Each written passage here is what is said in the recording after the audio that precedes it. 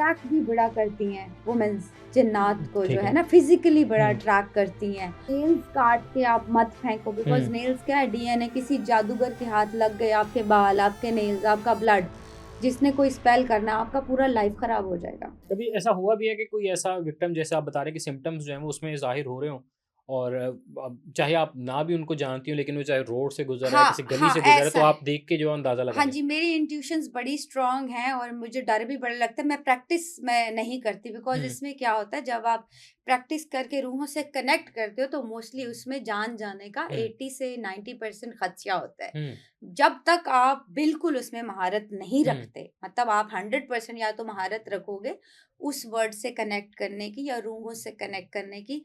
But हाँ, मुझे इतना इतना प्रैक्टिस ज़रूर है कि अगर किसी के साथ ये मामलात हैं और मैं अगर यहाँ पे हूँ और वो कुछ थोड़े ही डिस्टेंस पे मेरे साथ खड़ा है, हुँ। तो मैं बता देती हूँ कि इनको आप ले जाएँ किसी के चाहे पास। उसको खुद को इल्म ना हो। खुद को ऑब्वियसली होता है।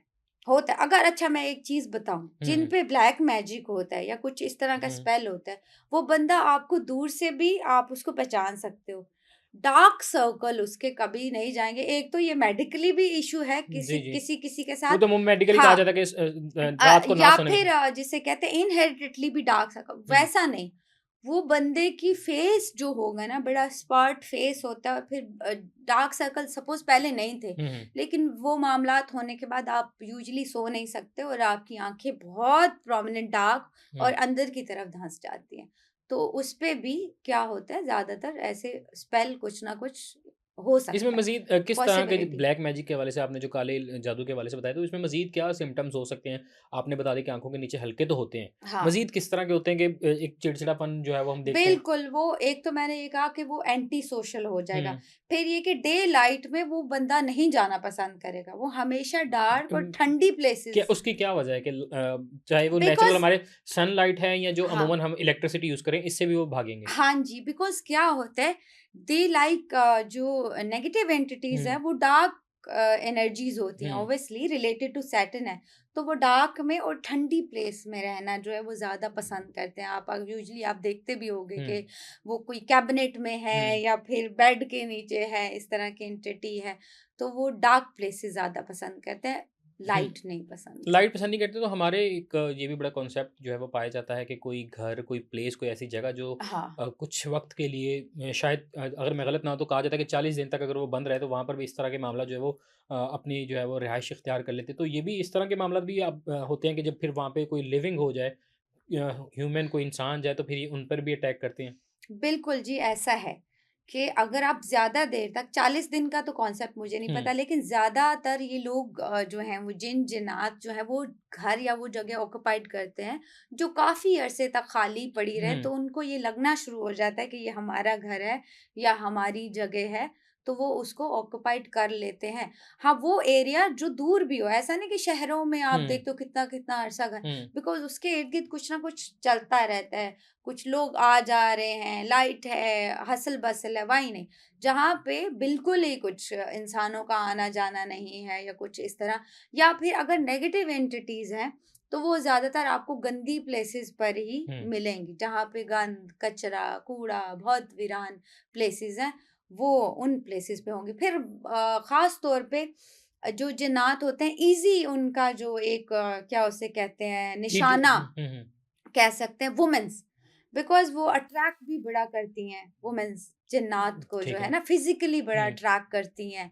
तो वो ईज़िली एक तो इमोशनल भी होती हैं, बिकॉज़ क्या होता है, जितने आप इमोशनल होगे उतना ईज़िली ये चीज़ें आपको ऑक्यूपाइड कर लेंगी, अच्छा। मेंटली आपको ऑक्यूपाइड कर लेंगी। फिर जैसे हमारे कुछ तो चीज़ें बड़ी फैब्रिकेटेड हैं, हुँ, बट कुछ चीज़ें जो है जो हमारी दादियाँ, नानियाँ बता गई हैं वो बड़ी जेन्युइन है।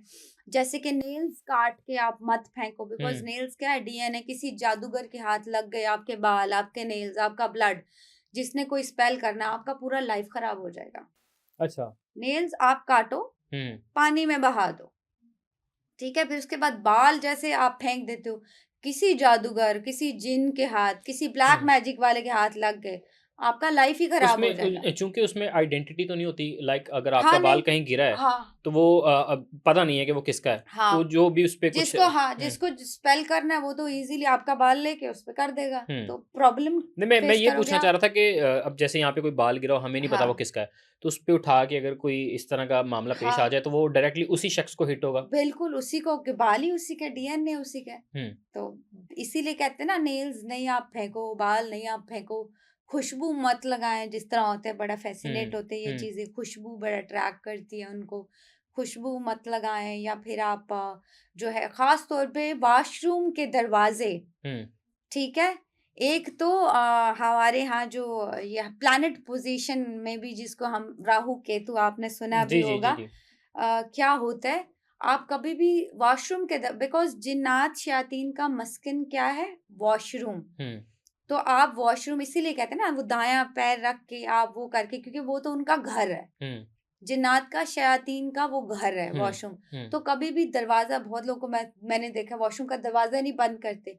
फिर कपड़े आप मत लटकाएँ, बहुत देर तक जो कपड़े लटकाते हैं, हुँ, आपके जो कपड़ों में नेगेटिव एनर्जीज़ हुँ। चले जाते हैं। कभी भी वॉशरूम में कपड़े ना लटकाएँ, फ़ौरन आप कपड़े बाहर लटकाएँ।